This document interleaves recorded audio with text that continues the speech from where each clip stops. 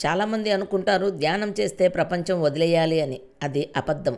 ధ్యానం నేర్పేది ప్రతిదాన్ని పట్టుకొని బాధపడొద్దు, వదిలి పారిపోవద్దు, మనసు స్థిరంగా ఉంచుకొని పనిచేయి. ధ్యానం ఇదే.